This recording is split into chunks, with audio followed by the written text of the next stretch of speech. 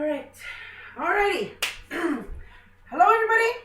I'm Nikki. This is Rez Kitchen, and I'm going to show you how to make some Rez meatballs and some yeast fry bread. So, this is the first time we're going to do this, or I'm going to do this, and probably going to be the last. So, I hope you enjoy it. Okay, so we're going to start off with the yeast fry bread. You're going to need 8 cups of flour. Put it in a bowl and add about a cup of sugar to that and mix it up real good. Then you're going to take your yeast. This is yeast. And you're going to take 2 tablespoons of the yeast and you're going to put it in a jar or a bowl or whatever you want to use for mixing it up. So you put the 2 tablespoons of yeast in the jar. You add a tablespoon of sugar in with the yeast. Mix those dry ingredients up. And then you're going to put a third of a cup of warm water. And then you're going to let it sit. It should take about 10-15 minutes to like bubble up and look kind of weird, foamy, bubbly, crazy kind of stuff. I know it's going to look kind of weird, but that's okay. It's supposed to do that. So you take your warm, bubbly stuff and you take it to your dry ingredients and you put it in the dry ingredients. And then you add about a three-quarters of oil, of a cup of oil. And you add that in with some warm water. I'm going to say 2.5 cups. I usually eyeball everything. I don't really measure it that much just because I've been doing this forever. If you're a res mom, you know what I mean.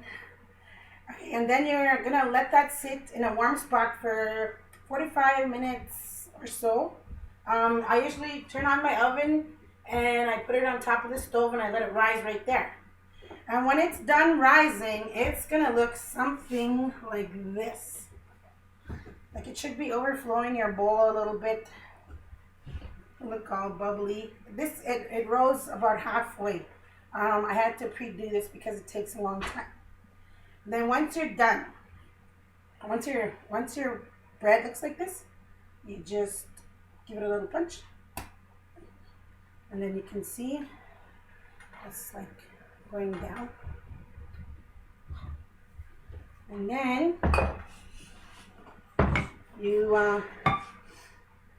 let it sit, you let it go down, and then you're gonna lay it out, knead it out.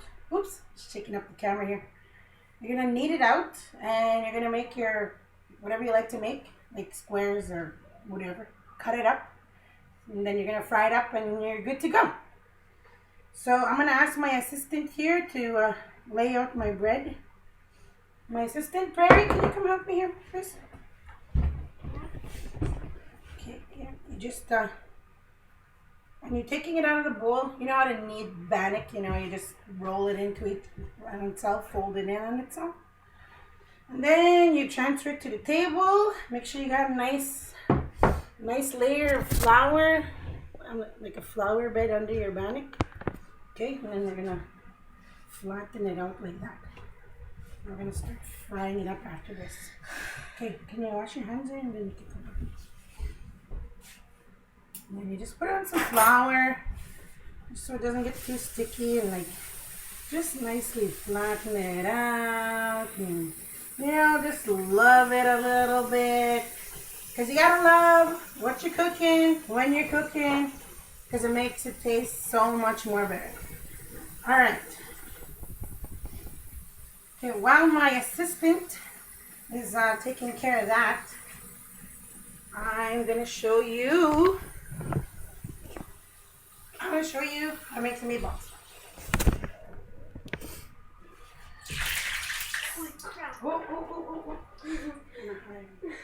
Okay, quickly, because I put on the oil right away so we could like fry it up right away, and the oil is pretty much ready to go, so we gotta do the bread as soon as possible. So please, Miss Prairie, can you take care of that? Just flatten it out a little bit more, and then we'll start cutting it up.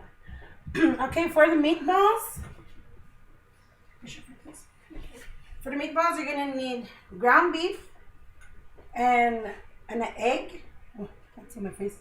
You're gonna need ground beef, an egg, and you're gonna need some cornmeal or some oatmeal or porridge if you like, or some, even you can even use cornflakes.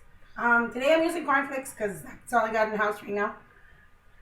And then you're gonna use some onions, and then you can season it. Okay, stop.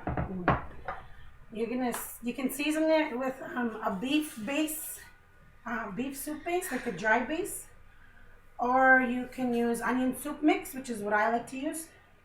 So, and then you're gonna throw all those ingredients together. Like so, put them all together, and then just use your hands and get right in there, you know. I like playing with this meat. Crazy. It's fun. Anyways, yeah, I just decided to do this today because it's Tuesday and I don't have no money for bingo. So I'm going to stay home and make a video with my girl. Incidentally, Perry made the dessert for today. Don't move the table. She made dessert today and she made some cake. It's awesome. I'll show it to you in a bit. So you make your meatballs, and my family, they love these meatballs. And to them, it's like the bigger the better. You know what I mean? So here's a good size meatball. I know what you think. You're a good size meatball. And here's like a smaller one. See? And who wants who likes small balls? Really, nobody, right? Come on, big meatballs. Okay, the bigger the better. And so we're gonna cook those. Put it on the table. You're moving the camera. Okay. So you're gonna make your meatballs into balls, and then you're gonna brown them in the oven you're gonna brown them on the pan, just the outside, maybe about 5 minutes or so it should take to brown all the way around the ball. And then you're going to throw them in the oven for about 25 minutes or so.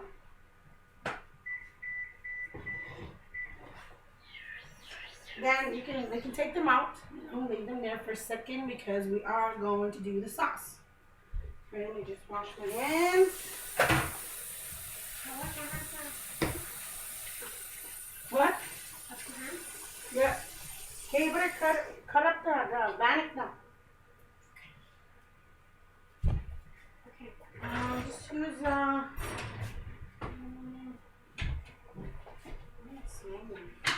let's use this. Just cut it in a strip and then cut it that way. Like this? Yeah.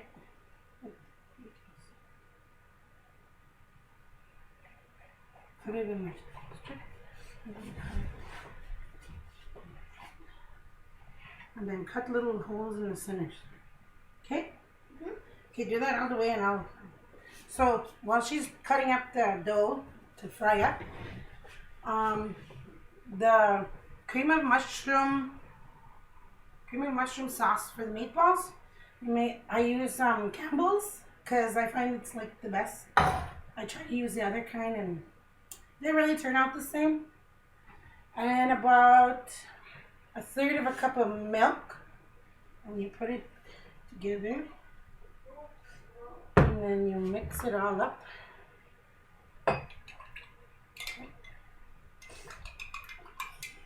Mix it all up and you stir it up real good. I'm trying to make this like 10 minutes, so I got like 40 seconds. So it's a little bit soupy, but not too soupy. It's a little bit thick. If you do want to make it like thicker, you can add a little bit of flour just to make it like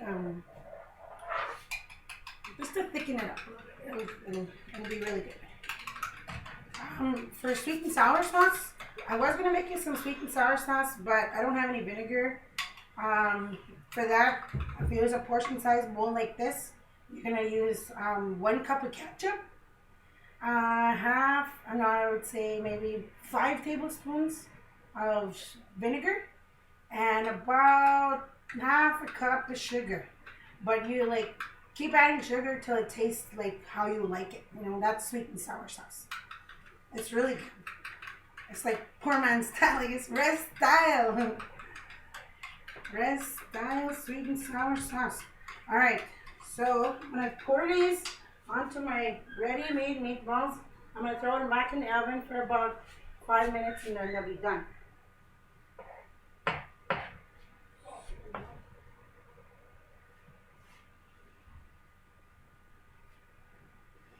Just to let the sauce thicken in the oven there for a little while. And it makes like a really good sauce, like almost like a gravy, like a mushroom gravy. And it's like yummy. So I'm gonna throw that back in for a sec. You really need to get on this bannock, girl.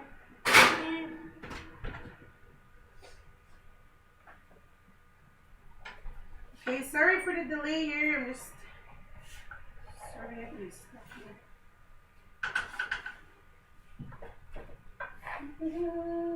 Maybe it's not too small.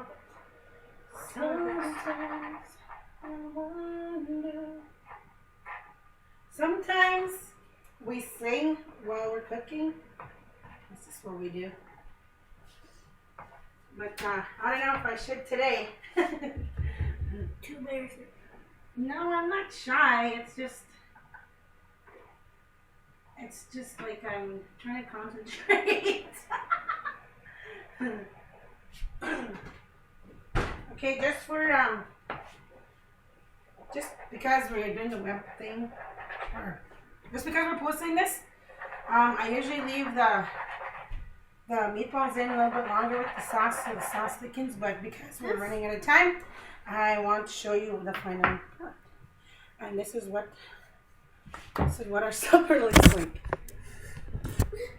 And that's meatballs and mushroom sauce with mashed potatoes and carrots. These are drenched in butter because really you can't not love too much butter. You know, it's awesome. So that's our meal, and we're gonna move on to our bannock. So Perry cut a whole bunch of bannock. So what we're gonna do is shake off all the flour as much as you can, because when you put it in to cook, and there's a lot of flour stuck to the dough, it burns inside the grease, and it makes it like it just makes a lot of smoke in the house. So just something to avoid, you know. You don't want smoke alarms going off and whatnot. I killed my smoke alarm a long time ago, fortunately, so you won't hear any smoke alarms here. Then you just throw it in the pan like so, and it won't take long for it to brown. Like, I just put this one in here, and you can already see that it's brown on one side. I will come and show you. It'll only take like a couple, maybe 10 seconds or so. Okay. I hope everybody is enjoying my little cooking thing, my Res Kitchen live from Rosso River with my lovely assistant, Miss Prairie Princess. Okay, this chick is ready. Can you take out the cake so we can show what dessert's gonna look like after? I don't like it. That's okay. It's her first time decorating a cake, so. Oh, yes. It's alright, it looks yummy, it looks good. Come on, show. Okay, so here's our final meal. Of course, portion sizes vary depending on your family and what they like. But here's what the bread looks like.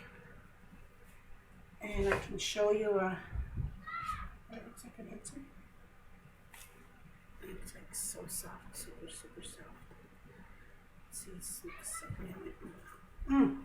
When it's light and fluffy and yummy, And here is Prairie Princess birthday. Prairie Princess cake. And that's for dessert. And that's it. That's how you make rice meatballs.